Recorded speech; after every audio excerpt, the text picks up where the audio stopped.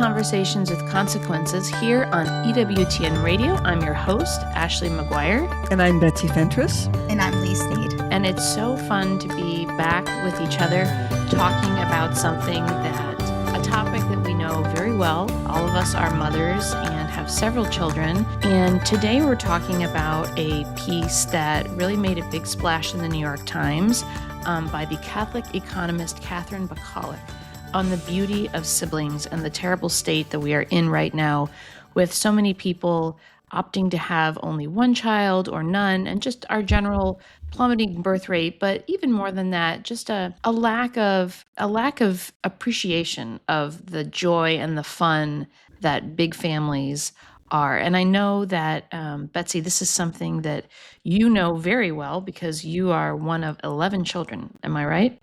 Correct. So tell us what it was like growing up as one of 11, and how did this article resonate with you, reading that, having lived the experience of a big family? There's just so many aspects to it because, some of my older siblings were gone pretty much by the time I remember them. They were off in college, but there's just so many stages that I didn't really know them that well. Then they had kids, so I became an aunt, which was one of the real blessings of being a sibling, is not everybody has their own children. So being an aunt was one. Just all the things I learned about music and art and sports, and people were pulling me into the yard to do something, or my sister learned how to make chocolate chip cookies or caramels or embroidery. It's so rich and so deep, it's even hard to put in words. And I never thought this is a drag. I didn't, because I was part of the caboose. But in my own life with my own children, it did not seem daunting to me to have a multi-child family. And that is one of the biggest gifts, is that it took all the fear out of having a big family. And I knew when I met my husband, I knew I wanted to really be open to life and to be open to what God was going to send my way. Well, this article really resonated with me because I just spent a week with my 5 children and several of my siblings and their children, and then several of my cousins. All of us, my mom, my aunts, my cousins, all have probably 4 or 5 kids. And getting together for a week, I was struck by how incredibly privileged my children are. And this is something you get more perspective when you're a little bit out of the most difficult phase, when you're just constantly exhausted and changing diapers. But I thought, this is worth more than gold. It's a cliche, but as Peggy Noonan has written, cliches are cliches for a reason. It's just there's nothing that can replace the experience of spending quality time with extended family. And in the article, she cites a lot of research that shows how quickly we're moving away from that mentality. She said over the past 50 years, the share of American mothers with only one child has nearly doubled from 11% in 1976 to about 20% today. Meanwhile, she says large families have receded. In 1976, 40% of mothers at the end of their childbearing years had 4 or more children. By 2014, just 14% did. So Lee, you have an interesting perspective because you were an only child, but now you have your own big family by today's standards with 4 kids. What were your thoughts reading that article, having kind of lived both experiences? It just made so much sense to me. And my children are mine through adoption. So, everyone was, a real sort of active choice on our parts. There were no, surprise babies really for us. And there's a big gap between them. 6 years between my first and my middle 2, and then 9 years between them and their baby brother. I think it's funny because people in the comment section of Dr. Bacallek's article were really upset about the idea that the attention can get, too thin from the parents. They don't have enough to give to the siblings. But it's also easy to, it's easy to ignore one, and, Yeah. I mean, I don't ever get bored, which is great because I entertained myself a lot. I had one aunt who had no children, so I didn't even have first cousins. So I was the only kid in a lot of situations for most of my growing up. And, I really envied my friends with even one sibling, and especially I think when you're growing up and you have close girlfriends, through high school and college, there comes a time when you realize that closeness is, is always going to be beat out by like their sisters. Like, you may feel like they're your best friend, but you don't make the cut for a bridesmaid because they have all these sisters, and that's like something silly, but it is, it's definitely the reality. You're just kind of like the cheese stands alone. And I think my parents were divorced, and I think having a sibling to do that, my parents, I think, as far as divorces go, by pretty good job. I've been complimented by telling me I don't seem like an only child and I don't seem like a child of divorce, which I think have to be good things. I'm not sure, what the flip side of that would look like, but um I always, I used to almost pretend that my like friends were my siblings. Sometimes I'd be like, let's pretend we're brother and sister. And they'd be like, that's really weird because I have siblings and it's not that big a deal, because it's not that big a deal if you have them. But my father died in my late 20s. And I think, that was another time I missed having a sibling. Um, Mm. and, I'm lucky now that my children do have two cousins, but I think it's going to take, we had a couple generations of, one or none in our family. And it's going to take, a while for them to have a situation like you just had on your vacation with those, multiple cousins everywhere. Because I do think cousins can take the place of siblings. Yeah, but I had neither. So, but yeah, I love having a big family. I wish I had more kids because I see the way. And I also, similar to what Dr. McCulloch stated in the article, we really did see, we had a sullen, kind of a little depressed 17-year-old who Mhm. just lit up when our youngest came on the scene. And I mean, everyone calls, him like, my youngest is like my oldest baby because like, they're just so close. In fact, this summer that he's home from college, they're sharing a bed together. Um, they're just so close, and it was just great. And it's also, my twins in the middle are on the autism spectrum, and it was easy for them to sort of stay in baby mode, but they really have risen to the occasion. Like, they really like to make sure that their younger brother is safe, that he's taken care of. They like to teach him how to do things. They like to help him with Lego sets. I have one son who's really into origami, and he is teaching, Gigi. It's very frustrating for him, but he's trying to teach him origami. It's so much so that anyway, he just calls him my precious baby brother. And now the baby, who's not a baby anymore, he's 4, but he calls him my precious big brother. It's just so good. And I think opting out of that on purpose is one thing. I don't know. I feel like I've gone on. What do you guys think? Ashley, well, you've got a whole situation. You grew up with a lot of siblings and you've got a lot of kids. Well, one of the things that struck me in the article was she had a line where she said, every single woman, and in her book, she went around the country interviewing mothers with 5 or more children. And she said they all agreed that raising 5 was easier than raising 1. And I thought, that is so interesting. I vividly remember when I had 3 and they were 5, 2.5, and baby, feeling like I was drowning. And a mom who has, I've lost track, more than 10, said, that was the absolute hardest stage. And I thought, how can that be possible? She said, having more kids makes it easier. Well, I completely understand now, because here I am with my oldest daughter gone at sleepaway camp and I'm sweating because she's so helpful. Yeah, But it's, I think it's important for us to step back, as you just pointed out, and say we completely understand, and you more than anybody, Lee, that there are many people who would love to have more than one children, or even one child, but there's definitely a broad cultural trend of people who are choosing not to have more. And I think it's because they're fed a steady diet of antinatalist material, but also because they have an idea that it would just be too hard. And it's important to acknowledge that it is hard. It's not easy, and parenting one child is hard. Parenting 5 children is hard. But certainly people, I think they've lost sight of the fact, maybe because they are experiencing it less and less. The other children help. They yeah, help play with the other siblings, so that you have someone to give loving attention to the toddler while you're cooking dinner. They help with homework. I can't even help my kids with my math homework anymore. I need my older 2 to help with the younger 2, because I can't do absolutely. math without a calculator. And I And there's a culture in big families of everybody is pitching in, and that's weirdly viewed as, like parentifying or like almost abuse to children, like making Yeah. them change diapers. Parentifying is when the child has to parent the adult. I mean, Right. that's the real meaning of that term, you know. I also So think that big families, you can't, by default, you can't be a helicopter parent. Right. And so when you're exhausted from helicopter parenting your two children, of course you're going to think you don't have energy for more. But you don't have, you know, your job is not to entertain your children.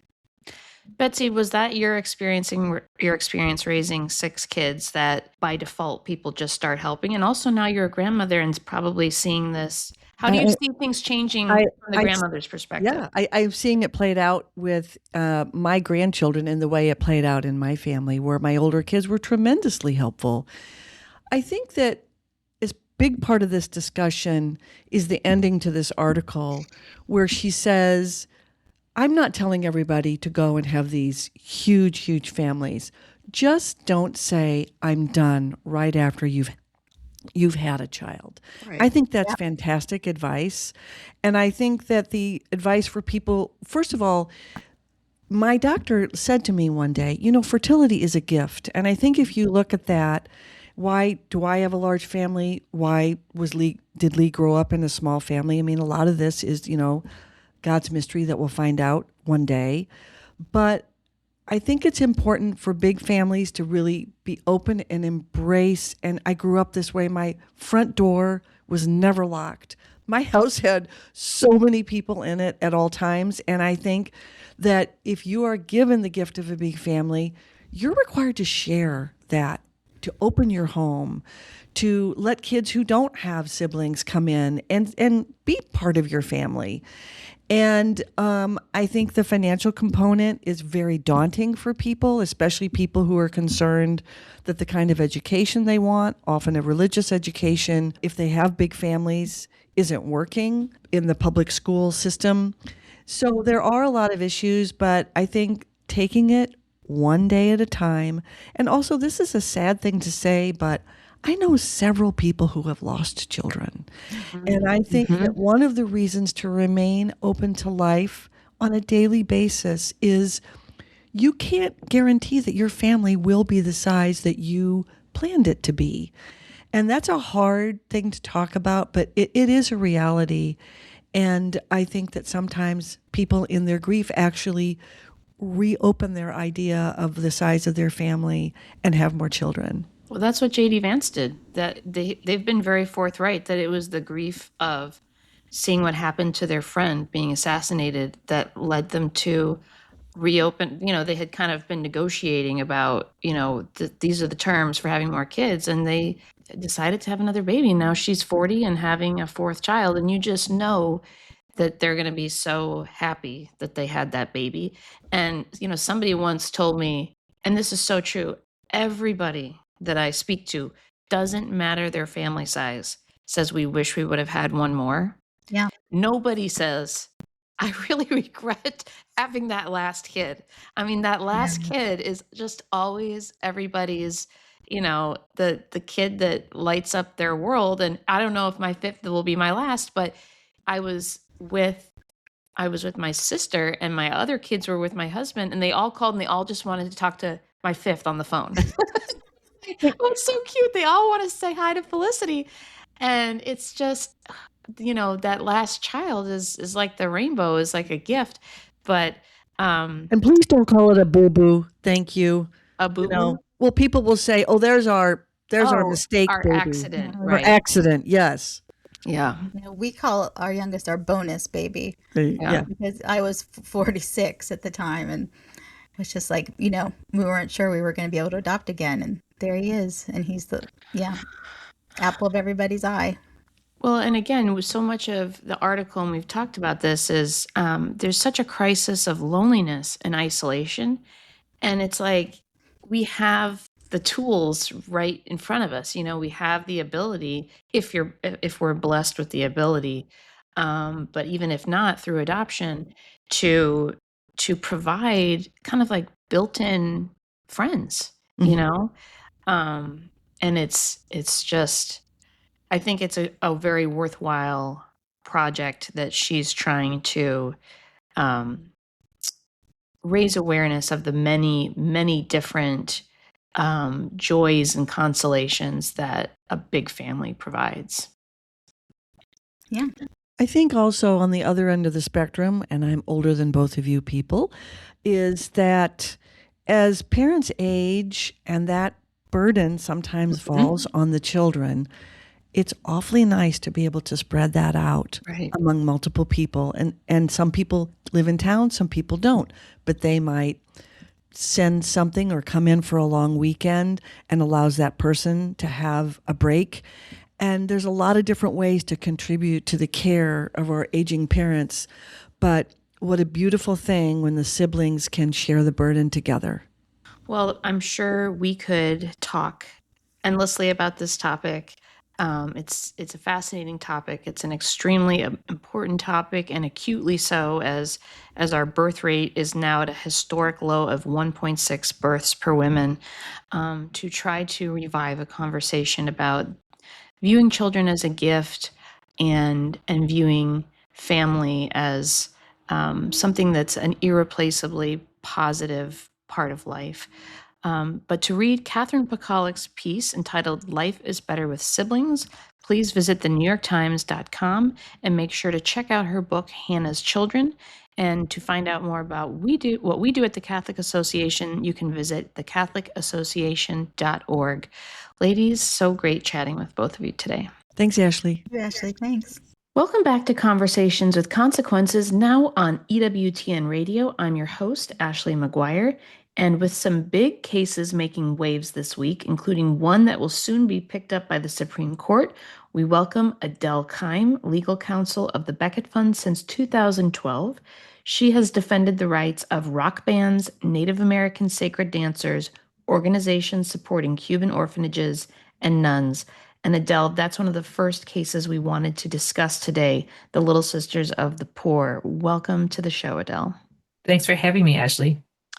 So I have been either working on or following the Little Sisters of the Poor case for what seems like the entirety of my adult life. And I was writing a piece recently and actually had to go quadruple check to see that it's true that the Little Sisters of the Poor are still actually in court fighting over the same thing, the right to serve the poor and elderly without being harassed by the government about contraceptives.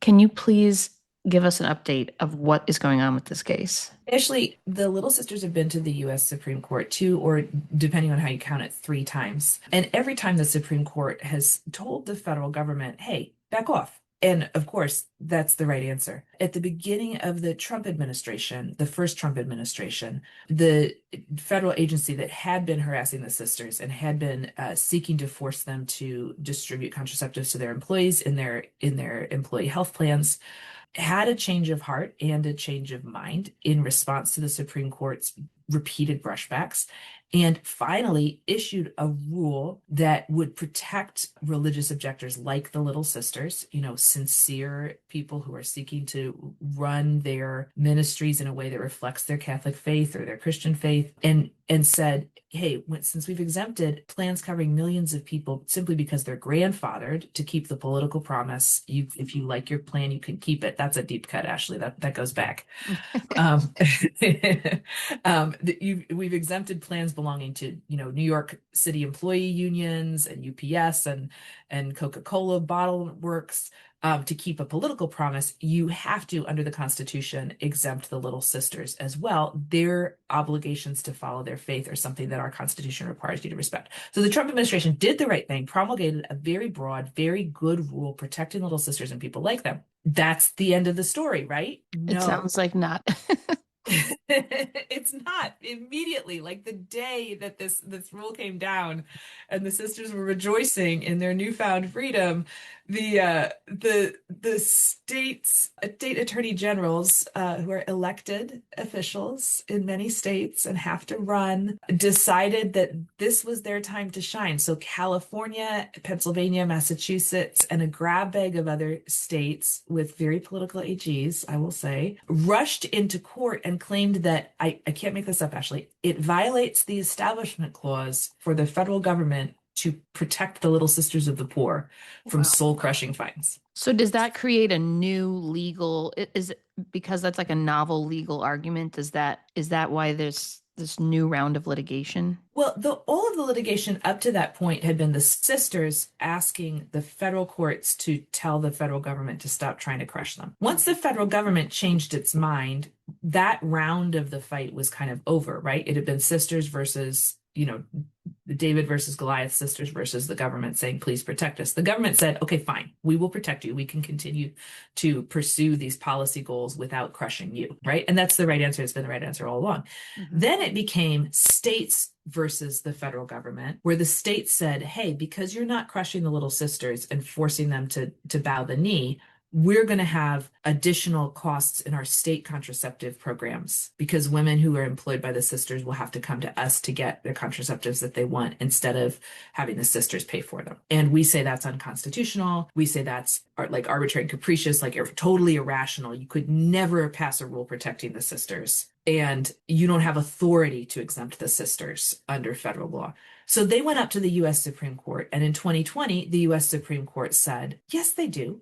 They completely have authority to exempt the little sisters. And so the cases went back down. And the states, for reasons of their own, decided to pick up the remnant arguments, like the arguments that they didn't even think were strong enough to make it to win the first time around, and throw those back. Now, I will say, Ashley, like in defense of the states, Justice Kagan did set out like kind of roadmap for them. Here are some arguments you could still make, notwithstanding the Supreme Court's holding today. So they were kind of being obedient foot soldiers and saying, well, okay, we'll keep making those arguments. The problem was, Ashley, by this time, Trump 1 had ended and Biden was back in the White House. And the Biden political appointees at HHS went into court and told the states and the federal court system, hey, please put these cases on ice while we think about whether we are going to continue to protect the little sisters. And the federal judges and the states both said, sure, we can wait. So whereas 4 years before they had rushed into the court on the very day the rule was filed and said, with their hair on file, said, you've got to protect us right now. When the Biden HHS came back in 4 years later and said, we want to think about this some more, we might change the rule, they said, no problem. We've got all the time in the world. And do you know how long they waited on this issue and how long they took, Ashley? No. 4 years. Wow. 4 years. So that's why this is reactivating. I see. Yeah, it reactivated as soon as the Trump administration came back in. They were like, well, now we got to get relief. What a convenient slice of time. So how are the sisters holding up? I mean, I've met so many of them over the years, and these are women who their life's work is serving and caring for the meekest of people. They're not the types that are wanting to go in, swinging fists into the courts. How has this affected their outlook on things? The sisters' eyes are on heaven, Ashley. Yeah. I mean, they're truly eternal things. I mean, they are walking forward, day by day. Look, their charism is humility. Like that is one of the primary aspects of their charism. It has been very uncomfortable for them to be in the spotlight at all. And literally the day to day for a little sister of the poor is very frequently like we'll have had meetings with them and they'll be like, well, we need to get back to the home right now because we need to help feed our residents their lunch. Like literally like spoon feeding people who can't feed themselves and can't afford to have other caregivers, right?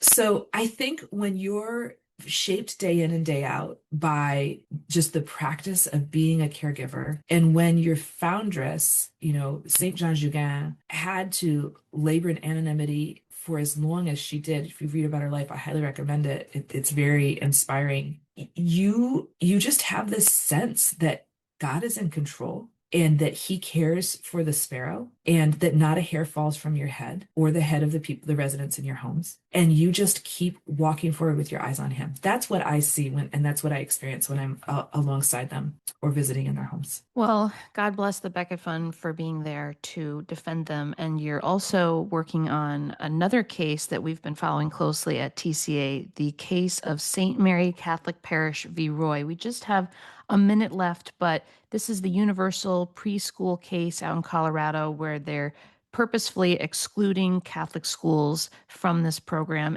and by extension, Catholic families who want to send their children to those preschools because of the faith beliefs of those schools. But my understanding is that there was some big news this week about, more groups and people joining the coalition, standing behind those families and standing with Becket. Just give us a quick update if you could. Sure. So the U.S. Supreme Court is going to hear the case of the Catholic schools that were excluded from the so-called universal pre-K program. And remember, Colorado's officials testified that they were fine approving preschools that specialized in serving LGBT families, specialized in serving families of color, specialized in serving families who had kids with special needs. They just were not going to approve preschools that specialized in serving Catholic families. So that, it was truly a Catholic exclusion rule that Colorado was applying. It's pretty outrageous. And so I think it's not surprising that this last week the Supreme Court agreed to hear the case earlier this spring in April. And then this last week, there was just a tremendous coalition of people from different faith groups coming before the court as friends of the court to say Colorado is violating the U.S. Constitution. And if they're allowed to do this to Catholic preschools, there's all kinds of things that state governments across the country will be allowed to do to other religious groups that they are disfavored. And remember, it's a big country, Ashley. So Colorado might be picking on Catholics, but if you're in a different state, it might be a different religious minority group that's going to get picked on, right? Right. So there's truly the breadth of the coalition truly showed that, people get it, that we stand together, we fall together when we're talking about religious communities and our rights to live out our faith in public. Well, we'll be certainly following that case very closely. Adele, thank you so much for your time joining us today, and we wish you all the best with Beckett's continued winning streak in the courts. So thank you so much, Adele. Thank you, Ashley.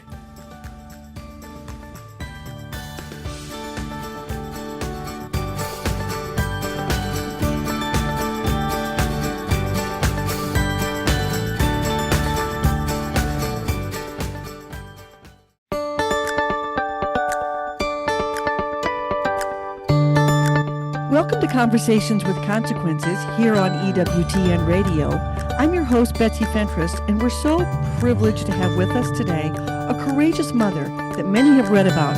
Keishera and Greg Joubert just survived a harrowing ordeal with their son, Cassian, known as the miracle baby born twice. Their youngest son had a rare diagnosis that most often is fatal. But Keishera, your story is so different from those first fears that you had, and it turned out so beautifully. Thank you so much for joining us. Thank you for having me. Take us back to that room when baby Cassian was 19 weeks in utero, and you first heard the diagnosis of darling baby Cassian and what the doctor said was the problem with his breathing. When the OB told us the news, told us that the baby had a rare condition and referred us to a specialist doctor, immediately the world around me just came crashing down. There was nothing else that I could think of at that moment. It totally encompassed all of our thoughts, all of our feelings, like this dark shadow cast over us. To think that, the baby that we had loved and prayed for, so much up until that point, has a very real chance of not surviving pregnancy at all. It was easily one of the worst days of our lives. I remember I just ran into our room. I just sat in the corner crying. And my husband found me in the corner, and obviously he immediately knew that something was wrong, but he didn't ever expect that something was wrong that would be the baby. And the two of us, we just sat there. We had no inkling of what to do. The very little research we did in the beginning was devastating. We kept searching, article after article after article for some type of hope, and there were a couple of cases that survived, but they were very few and far between. And in fact, most of the cases we read about, they were autopsies of babies that were terminated in utero.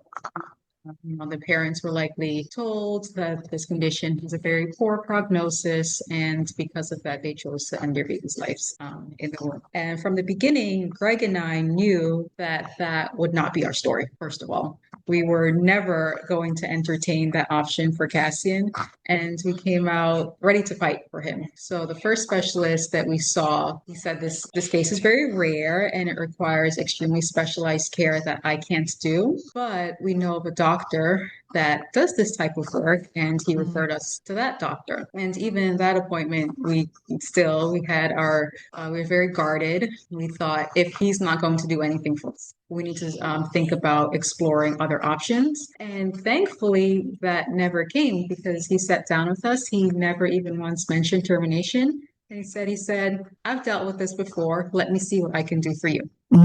Yeah, and well, for us as parents, that lifted up this great big worry, because now we're not worried about how can we convince, our doctor to fight for Cassian's life. He was fully in that fight with us. The acronym for his condition, congenital high airway obstruction syndrome, chaos, probably was very unsettling. How did you and Greg pivot from hearing this news of devastation, and what role did your faith play in this? I would say that our faith was perhaps the most important factor in all of Cassian's story. Because the surgery, obviously, it's a wonderful feat of medicine. But even then, there were still so many different outcomes, so many things that can happen. Like, for example, if Cassian was brought out of the womb and he started breathing, then that would have been it for the surgery. So there was a lot of things that we had to, hope and pray for. And then even after the surgery,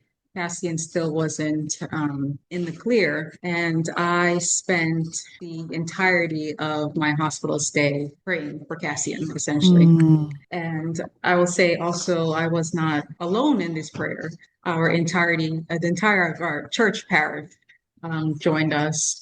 One of my friends, actually, she went on retreat and she brought back a relic of Saint Gianna so that I can pray with it in the hospital for Cassian. And we had so many of our friends, like the day of the surgery, they did a 24-hour rosary novena for us. So many of our friends, they brought like Saint Charbel's oils. They took our prayers to Lourdes. Like everyone, like besides Greg and I, were fully invested in praying for Cassian, asking God for a miracle. Basically, like everyone, all of our friends, all of our families, they were walking this journey with us, and it was a really beautiful thing. And I think, if it weren't for how all of us leaned on God and prayed for his divine providence, I highly doubt that, Cassian's case could have gone like the way that it did. Well, your We prayed for doctor, a miracle. you got it. Your doctor Yeah. really saw Cassian as a patient and as a human being, not as some matter in your womb. So walk us through that day that you go in and for this procedure at 25 weeks and what they actually did to little baby Cassian. Yeah, so 25 weeks, we go ready, prepped for the OR. At that point, we've met with all the specialists, met with the ENT team, the NICU team. We sat down with palliative care we sat down with the palliative care team to make a memory making plan for Cassian in the event that he passed. And when we got into the room, the pre-op room, I think everyone was in high spirits. It was actually fantastic to see that everyone that I didn't know personally, I've never met these people, but they were also very invested in Cassian's case. And the CRNA actually said, this is a very high profile case. So everyone wants to help. Everyone wants to be a part of this. And so they brought us back to the OR, and the doctors, they opened my abdomen up similar to a C-section, and they partially delivered Cassian from the shoulders up, and they brought out one of his arms so they can put a pulse ox on it, replenished the lost amniotic fluid with warm saline. The ENT team took over and they made an incision in his neck, and they suctioned some fluid out. They put a little fetal tracheostomy in, and then they returned Cassian to the womb. And they put me in the ICU. They put me on multiple different medications so that I can stay pregnant. And I stayed in the hospital for another 6 weeks. 6 weeks. So you're on strict bed rest at that point. Yes. And you've written about this and spoken about shifting your focus from your own discomfort to a deeper spiritual mission. What did that daily practice of surrender and prayer look like for you in that hospital room? Well, going back a little bit, the morning of Cassian's surgery, after I got ready, so right before we had to leave, I sat on the bed and I remember looking out. And at that time, it felt to me almost like Jesus felt in the garden right before, he would enter willingly into his passion. He would sacrifice himself for his people. And here I was, a perfectly healthy mother. And I knew that I was about to sacrifice myself, like my health, impact all future pregnancies. Some issues I'm actually probably still dealing with right now, all for the sake that my son might have the smallest, infinitesimally small chance of life. And this was not a decision that I had to do. None of this was anything that was like necessary, but it was something that I wanted to do and something that I needed to do because I knew that this might save my son's life. And if it was just that small chance, I would take it. So after when I was in the hospital, at a certain point, it dawned on me that, I'm going to be here in this room until Cassian is born. And the more I fight being in this room, the worse it will be. So instead, I decided to completely embrace it. And I made essentially the four walls of the hospital room my little sanctuary. So I sort of developed, I wouldn't quite say like a rule of life, but like sort of like a pattern of prayer. Every morning I would wake up, do my morning prayers. I could read a little bit of spiritual reading, do a little bit of scripture, like litanies, rosaries. I would still keep up with my the previous devotions that I had. And then at night I would repeat all of that again and make sure I was just trying to make sure that the time I was spending inside of that room was devoted to the person that put me in the room, which is God. So, prior to this crisis in your family, would you say that you had a pretty robust spiritual life, or did this kind of supercharge it? I would say I thought I was doing good before this. And now I would say this experience has completely transformed me. And did you grow up in the Catholic faith with a family life where there were a lot of devotions, or was this something that you developed along the way? So my family was more on the cultural Catholic side. So I was baptized and I received my first communion, but I was never confirmed. In fact, after I converted or reverted, however, what appropriate terminology, my husband actually was my confirmation sponsor. Nice. Yeah, so a little bit background. My family was not very well practicing. I became an atheist as a young teenager, and my husband, he was raised in the faith, but then he became agnostic later in life. And our second date, actually, we went back to mass together, and because we wanted to we wanted religion to essentially be the foundation of our relationship. That was a good call considering what you were about ready to go through. You didn't know it, right? Oh yeah, yeah. Yeah.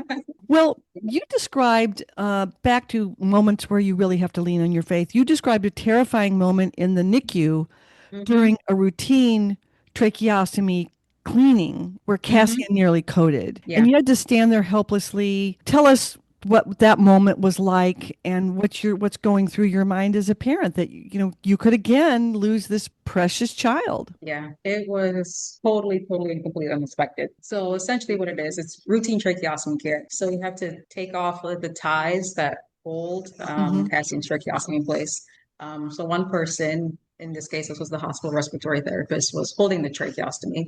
And I was the one like actually physically cleaning around his neck. And Cassian starts coughing a lot. And he starts just desaturating. His oxygen starts going low, but a little bit. So we do what we usually do in that situation. We start suctioning him and gave him a little boost of oxygen on the ventilator. And that didn't work. So they bumped up his boost to 100% oxygen, and that still wasn't working. And his oxygen kept going lower and lower, and his heart rate followed lower and lower until in like a split second, the room was just filled. 10 different people. The doctor's there. The hospital chaplain shows up too, and she's standing by my side. And she said, "I called your chaplain," which was actually a Catholic deacon also. It was very late at night at this time. I think it was like 10 o'clock. So he was leaving and he had to come back to the hospital actually. And I just stood there, like the room felt totally, it was just suffocating. I couldn't do anything. I just looked at the monitors. I looked at all the people surrounding my son. I was like, please God, save my son.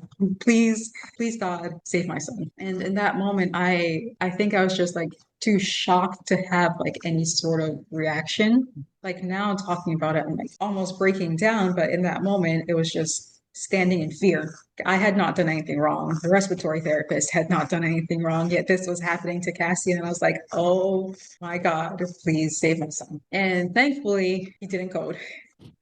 Thankfully, it did not get there. They were able to resuscitate him before that happened. But that was just the first of several incidents where, with Cassian, we had to always remember to be vigilant, even though it looks like he's growing fantastically, and Cat- he is. Just the reality of a medically complex baby. Sometimes things completely and unexpectedly go south. And you really have had to live this idea of surrender and God's will be done on a daily basis. Yeah. But Cassian is not your only child. No.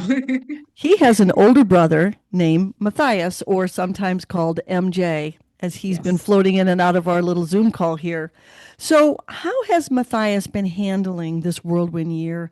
And how do you emotionally balance this act of being there for a toddler while simultaneously fighting for little Cassian? Frankly, that's something I'm constantly going back and forth between. Because in the hospital, I was gone for 6 weeks. And in that 6 weeks, obviously, my son couldn't see me. And when I came back, it was like almost like I was a stranger in his life. He had just turned 2 at that time. So I calculated I was gone for like 5% of his life. And that's pretty significant for a toddler. And then in the NICU, I had to alternate my time. Do I spend it with my son at home, or do I spend it with my baby in the hospital? And in either situation, you have mom guilt, because when you're with your toddler, you miss the baby. When you're with the baby, you miss the toddler. So even after Cassian has now he's home, and it makes it a little bit easier because sometimes they can actually be in the same room. When Cassian has his own things, I have to pause and tell MJ, Mama can't play with you right now because I have to suction Cassian or give Cassian his medications. But I do tend to sort of like it instills some sort of understanding in MJ. I know he's not quite old enough to like really grasp it, but he does know that his brother is a little bit different. His brother has a little bit different needs. I try to get him to sometimes help if he can. Just little things like, can you turn on this machine for me? And he'll do it, and teaches him, not to be jealous of his brother, because his brother kind of needs a little bit extra attention. And I sort of also, try to have a dedicated time or take care of MJ so he's not feeling left out or like feeling any feelings of jealousy with his brother. But it certainly is a balancing act.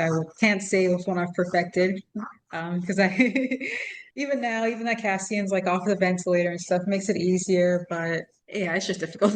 Right. Well, Yeah. your family has really sacrificed a lot for this amazing medical advancement. How does it feel to know that your family's bravery and Cassian's life have paved the way for a whole new era of treatment giving hope to future parents facing a chaos diagnosis? Honestly, it's like the feeling is indescribable. Mhm. Because we remember what it was like reading those articles and seeing where it's like devastatingly fatal, universally fatal. Mhm. And now that we were the family that God chose to make this great leap in medical science, it's like it's completely unfathomable to me. Mhm. Because I'm just a woman.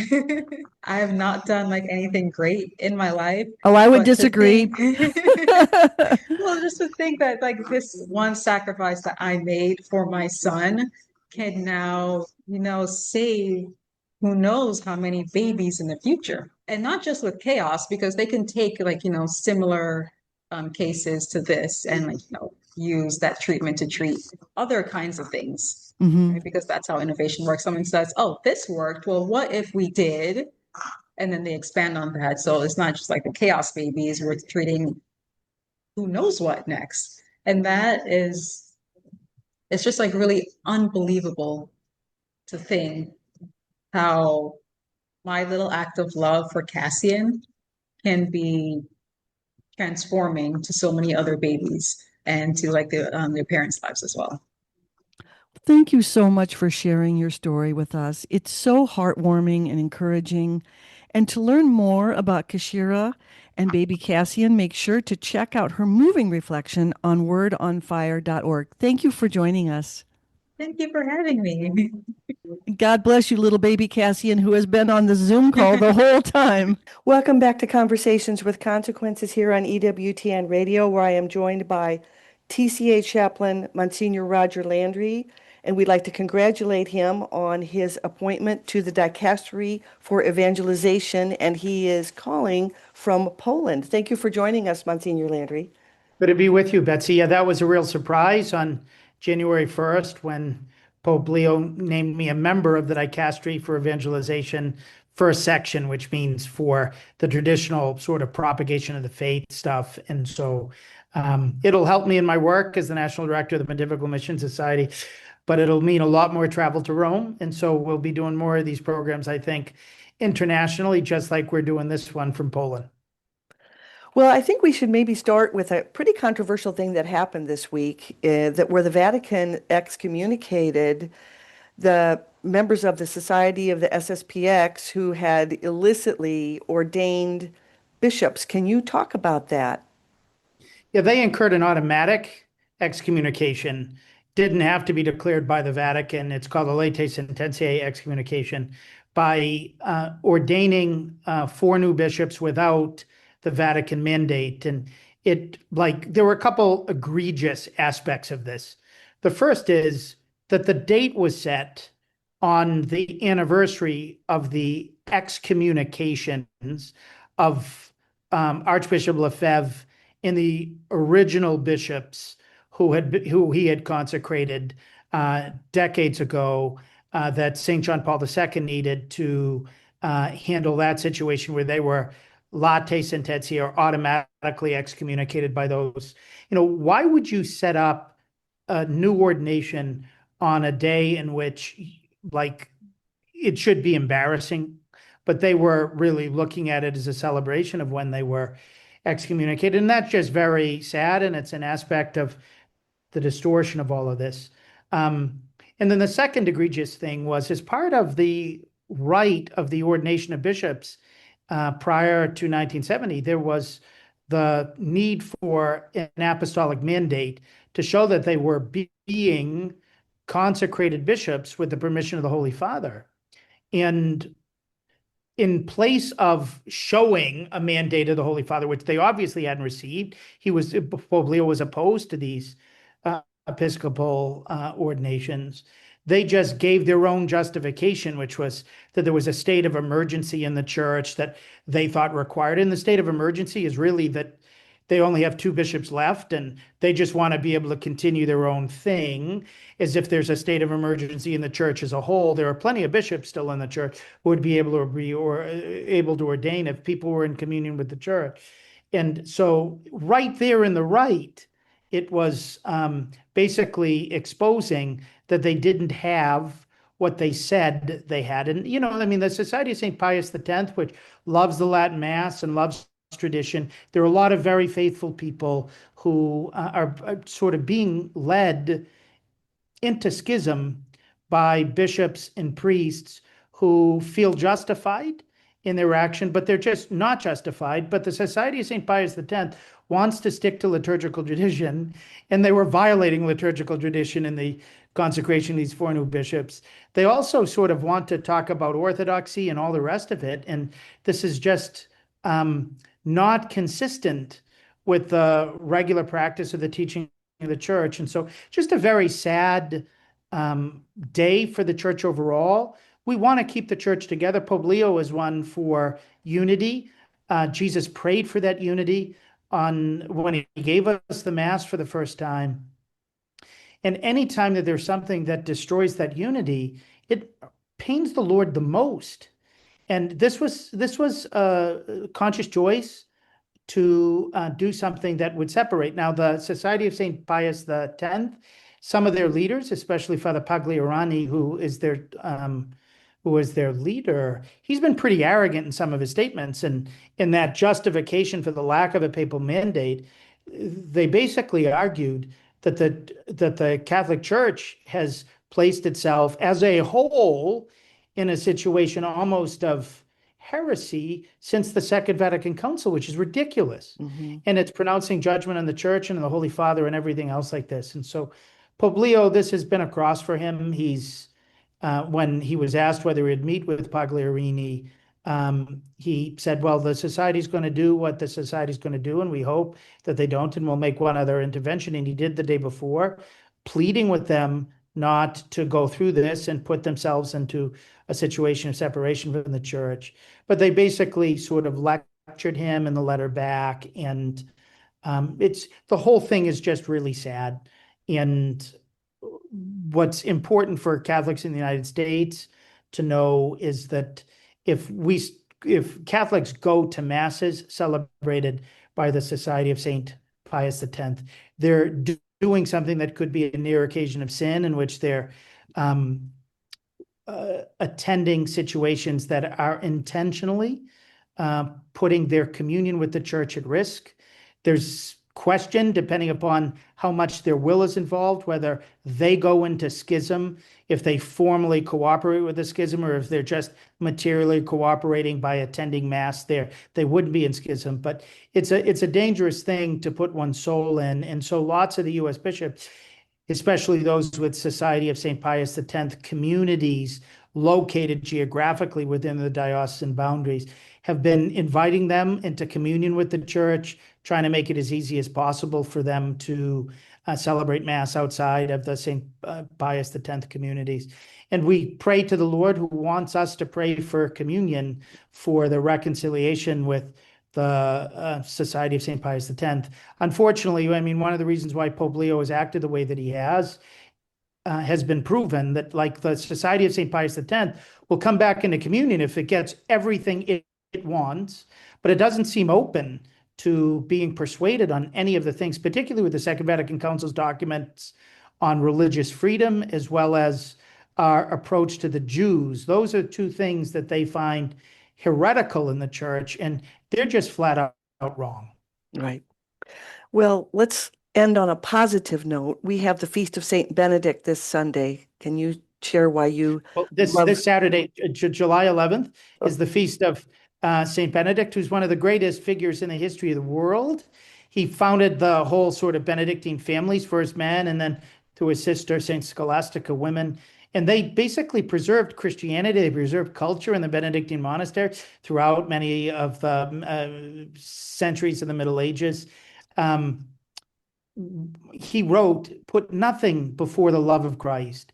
And that's the way he and the Benedictines have lived ever since, helping the entire Church to do that. He had a motto, Ora et Laboria et Studia, to pray, to work, and to study. And so each of those is supposed to be united with God. Prayer is obviously toward God. Our work is for God and in communion with the one who, when he became man, worked a basic job, and he was saving the human race that way too, as well as to study, to get to know our faith better, to get to know wisdom better, because all sources of truth ultimately flow from the one who is the truth and can lead us back. And so we can pray through the intercession of Saint Benedict, not only for all his Benedictine sons and daughters, but for the Church overall, that through our prayer, through our work, through our study, we might ever become more one. And if I can, Betsy, this Feast of St. Benedict, July 11th, is my mom's 80th birthday. So a quick little shout out to Midge Landry in Lowell, Massachusetts. Thanks for being my mom. Happy birthday, Mrs. Landry. Thanks for joining us from Krakow, Monsignor Landry. God bless you, Betsy.